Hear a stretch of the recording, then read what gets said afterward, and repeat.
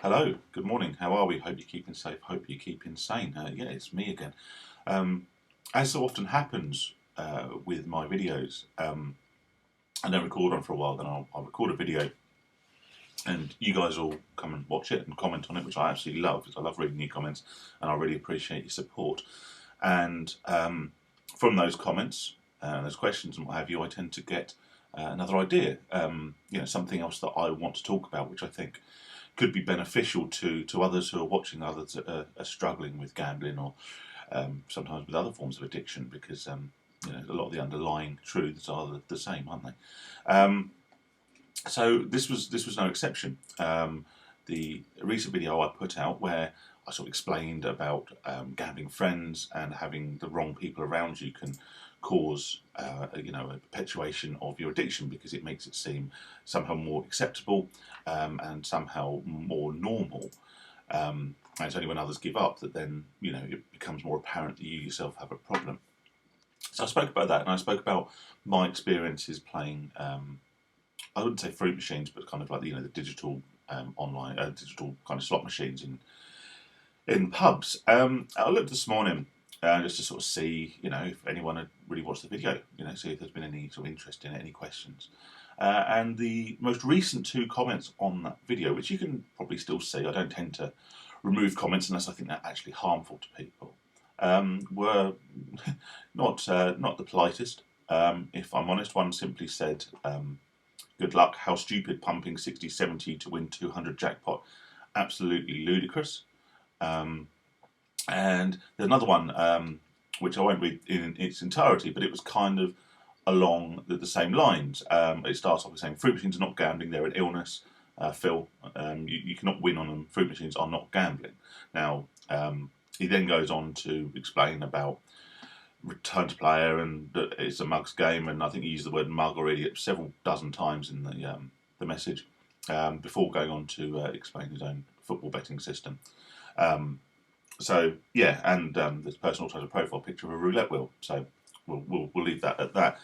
I also got called a loser and all sorts for doing this. Now it's worth noting that I'm on here because I am in recovery, because I am gamble free, because I'm trying to help people who are doing the same things I was doing. This is why I'm happy to sit here and, unlike others, put my face on the screen and sort of put myself in front of you as me and be as open and truly honest as I can be, because I think that hopefully by being open and honest, my experiences can help people who are in the position I was in. But yeah, okay, so let's address this mugs game thing. Firstly, like I say, all forms of gambling are, if you want to take that to the nth degree, a mugs game. I will acknowledge, this guy with the long comment was explaining how he gets sort of £10 accas and stuff on football, and last season he was up, so well done. And yeah, in terms of RTP or your odds or whatever, then most forms of betting are more generous in terms of RTP than fruit machines. But ultimately, it's kind of an irrelevance, I think. Certainly, it's an irrelevance to a gambling addict, because all that happens if you play something with a higher RTP is it takes you longer for the inevitable to happen. You play an online slot machine on 80% and then play one on 90%. The net result will generally always be the same. Over time, the only difference will be the amount of time the game keeps you engaged, and in some respects, I guess you could say that just further perpetuates the addiction. Just as an aside, I don't know whether this is an experience that the many of you guys have had, but quite often when we had, I had a kind of a gambling urge, an urge to get to the bookies and play the FOBTs, or go online and play some slots, or do whatever our poison was. Sometimes you almost wanted to lose as quickly as possible, maybe because you had other things that you needed to be getting on with. You'd gone to the bookies when really you should be at the shops, doing the weekly shop or whatever, and you popped into the bookies, and you're quite keen to just lose all your cash, because then you can get on with your day and do something else. You know, it's a race to the bottom. You know you're going to lose. So why not get it over and done and dusted, and then we can get on with living I guess as much as is possible, a relatively normal life.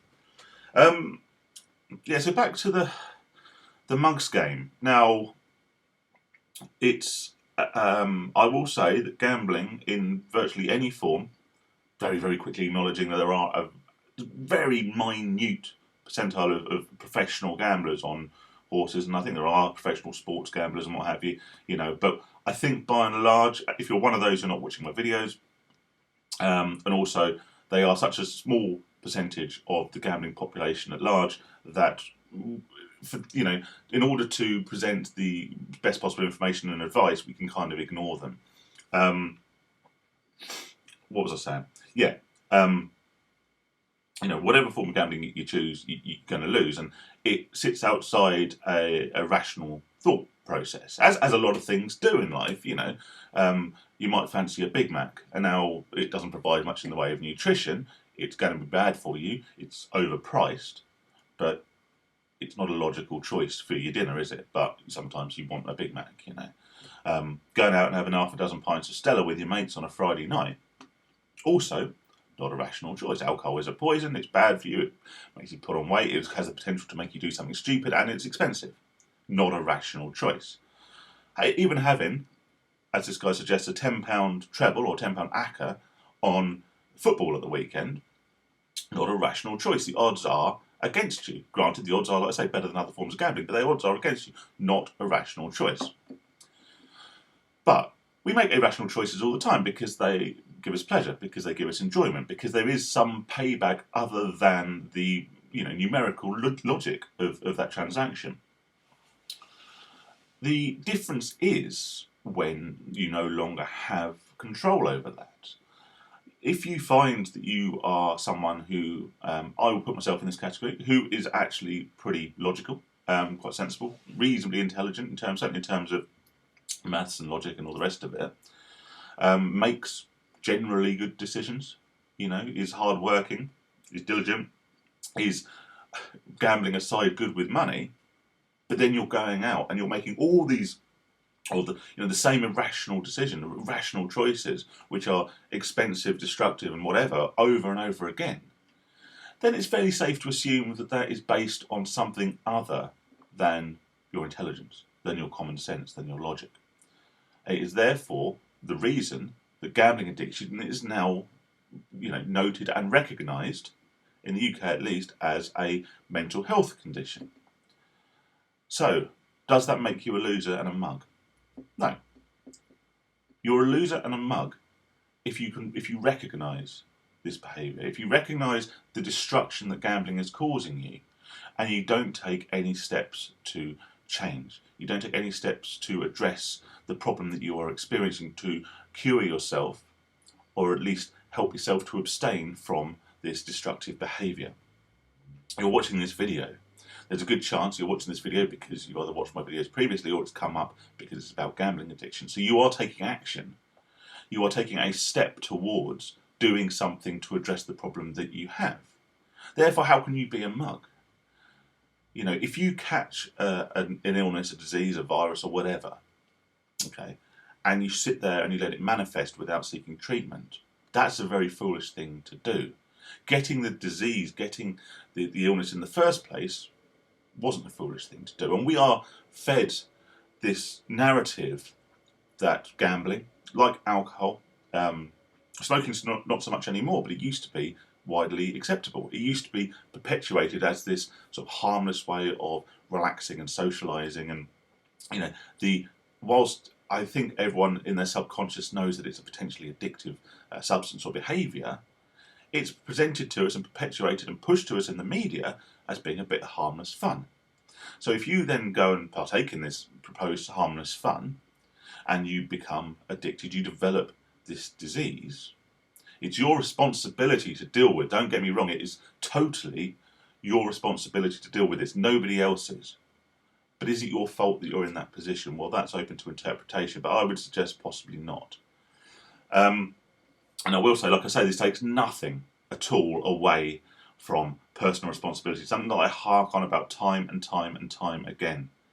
There may be lots of factors to blame for our behaviours, for our addictions, and for developing the situation that we're in at the moment. However, regardless of how we got there, regardless of the circumstances that led us to that negative situation, even if it's not our fault, even if we can lay 100% of the blame elsewhere, it has become our responsibility to deal with it. And if you don't take any action to deal with it, and you continue to damage your life, to damage your relationship, to damage your finances with this addiction, then yeah, maybe then you become that mug, that loser that this guy's ranting and raving about. But having that addiction in the first place, you know, if you're doing something to redress it, then, you know, I believe you should base your opinion on yourself in other ways. You know, I'll just leave you with one example.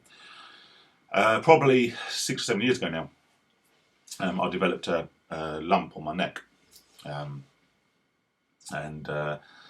I, being a man, didn't do anything about it. I just thought I used to wear a gold chain. That might not come as a surprise to some of you.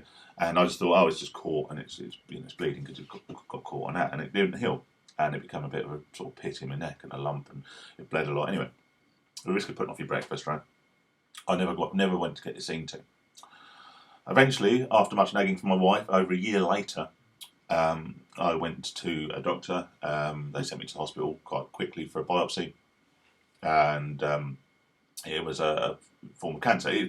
I will stay at this stage. It's a very minor, treatable, generally non-fatal form of cancer, skin cancer. But I didn't know that at the time. You know, you hear that word, and your world kind of goes into a bit of a spin. But as it happens, it wasn't going to kill me, and I had quite a substantial operation in the end because I left it so long, and it was fixed. But my point is, had that been, serious, I had noticed, and I knew that there was a problem.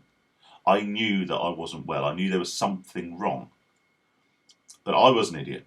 I was a fool because I didn't take the steps to address it before it got worse and worse and worse. And what could have been, ultimately, wasn't, but could have been so much more serious than it actually turned out to be. Gambling is the same. If you find yourself, acknowledging that there is a problem, then do something about it. It's not always easy. But rather than berating yourself for another loss, if you're going to berate yourself, do it because you're not trying, because you're not taking action. You're not taking the steps to recovery, whatever they may be. Or you are consciously leaving yourself a door ajar so you can gamble more in the future. That was one big thing I did, and that was when I was a fool. I put some locks in place, thinking I was doing the right thing. But I didn't close all the doors because I didn't want to stop. So is it a mugs game? No. It's a game where the odds are stacked against you. It's a game which should remain a bit of fun at best, but anything beyond that and the refusal to acknowledge when it starts to become a problem, that's when you can, I truly believe, become a mug. Anyway, thanks for watching. Have a good day. Bit of a serious one, but thanks for watching. Stay safe, stay sane, and I'll catch you on the next one. Take it easy, guys.